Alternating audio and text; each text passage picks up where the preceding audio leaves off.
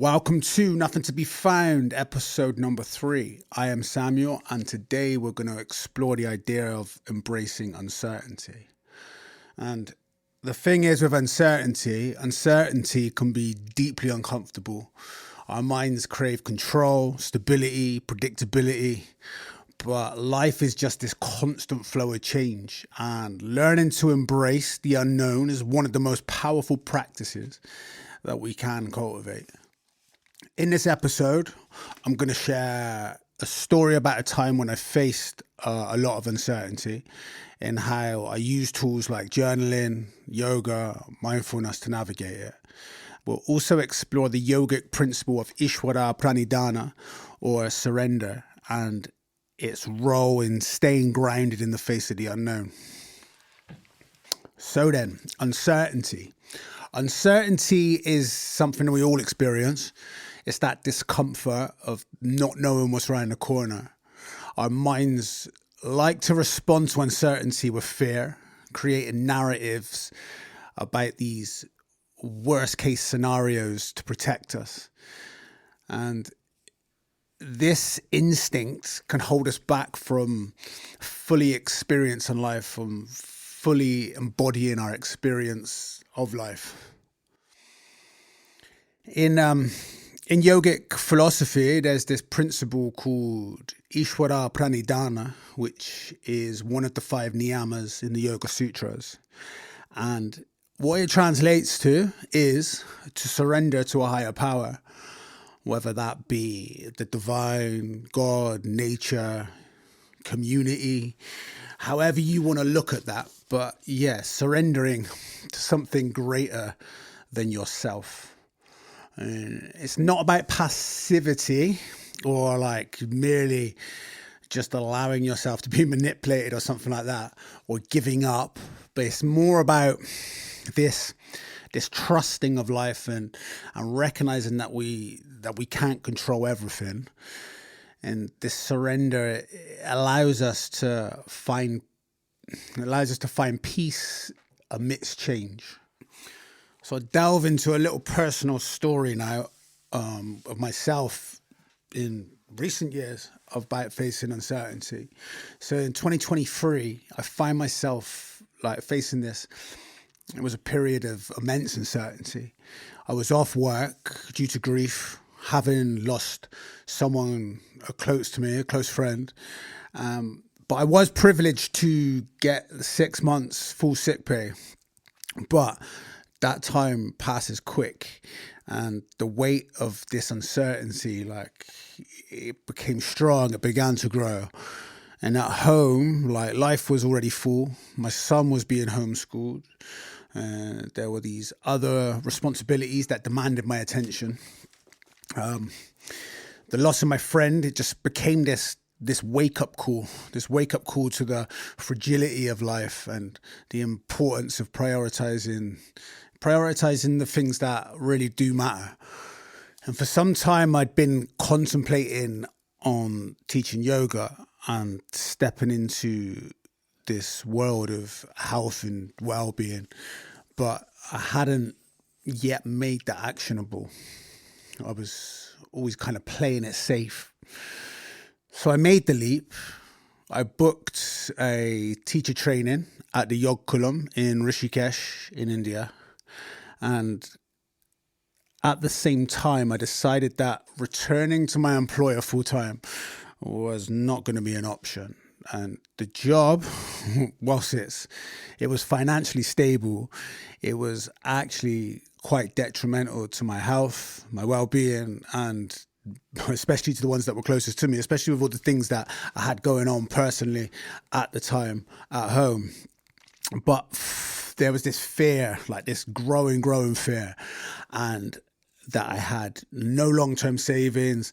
And after my pay dropped after the 6 months, it left me questioning, like, shit, can I survive on this? Like, is this enough for me to be able to support my family?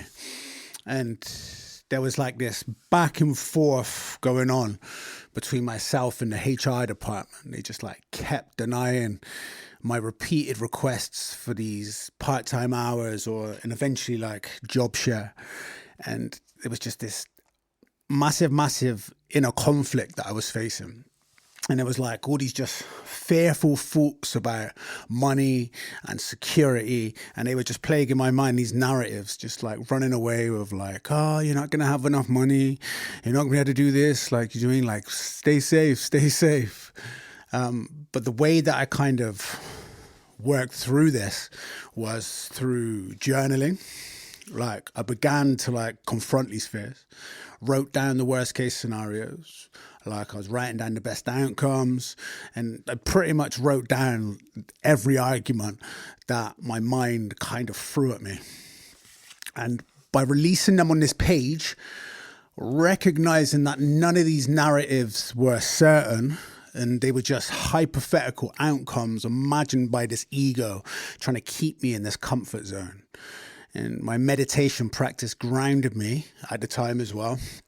Like it always kept me grounded in the present moment, reminding myself that right now I am safe, I am fed, sheltered, supported. Life is okay in this moment. In this moment right now, there's nothing missing. It lacks nothing. And the thing with following these narrations of the mind, they will always take us to these places that are really dire. And it's like, but when it actually arrives in the moment itself, never ever as bad as the mind will have you believe it's going to be. So by embracing uncertainty, like I stood my ground. Eventually, I secured this job share, these part-time hours, became a yoga teacher, and stepped into this unknown with trust. Life is change. It's constant change. Life is, that's all it is moments popping into and out of existence, constantly changing moods, feelings, all of it. And there is the only certainty, the one thing that remains certain is awareness itself. The only constant, this thing at the bedrock, at the foundation of our being, this underlying consciousness, the only thing that never ever changes, awareness itself. So some key lessons and practical takeaways from all this is that uncertainty is unavoidable. But the thing is, like, how we respond to uncertainty makes all the difference.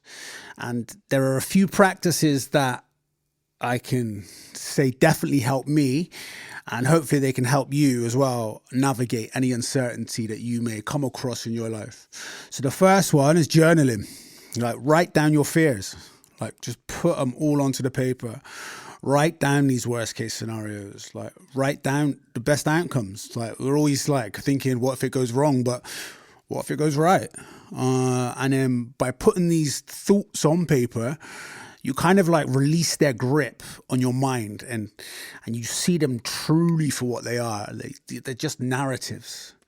They're just these stories, these labels that the mind, the ego is just repeating to try and keep you in this image, this illusory image of the self, this comfortable illusory image.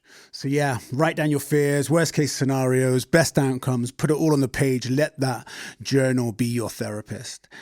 The second one, mindfulness, meditation, stay present. Whenever you feel overwhelmed, pause and notice the breath. And by doing a formal seated meditation, and then maybe setting like a timer on your watch or on your phone to like just be interspersed throughout the day to like remind you to come to the breath, because that's the trouble is, as some say, just focus on your breath when your mind wanders away with you. But if you're not training yourself to have this focus, then you can easily get lost with the narration. So setting this timer I find really helpful throughout the day to just intersperse these moments of mindfulness here and there throughout the day, and just remind yourself of what's true in the moment. Like, a great question you can ask yourself is like, what's lacking in this moment? Is there anything lacking in this moment? And the answer is usually no. This moment is complete. This moment's whole. If you feel shit, if you feel angry, if you feel any of these sort of like quote unquote negative emotions, the moment's still complete. There's nothing missing from it. Just but allowing yourself to embody and feel even emotions like fear, but allowing them to just be and then subside on their own. But the thing is once we become attached to them or we chase them, we give them this space, we give them this image that they are a thing. But if we just see them for what they are, allowing them to unwind on their own. Yeah. So second one, mindfulness. Number 3, surrender. Practice Ishvara Pranidhana by acknowledging what is beyond your control. Shift your focus to see what you can control, your mindset, your reactions, your actions, and just really don't get hung up on these uncontrollable factors. But that doesn't mean like you give up on everything. You don't just surrender to everything, because you like really honor the things that you can control. Really honor the way that you can choose to react, the way that you are in yourself. So yeah, surrender. And just know that uncertainty is not the enemy. Like, uncertainty is literally this space where life unfolds. And the more we learn to embrace it, the more peace we can find. And I think that's about it. So, thank you for joining me on this episode of Nothing to Be Found. I hope my story and reflections on embracing uncertainty maybe resonated with you. If this episode was helpful, please share it with someone who might benefit. And remember, life is ever changing, but awareness is constant. And until next time, stay curious, stay present. Peace.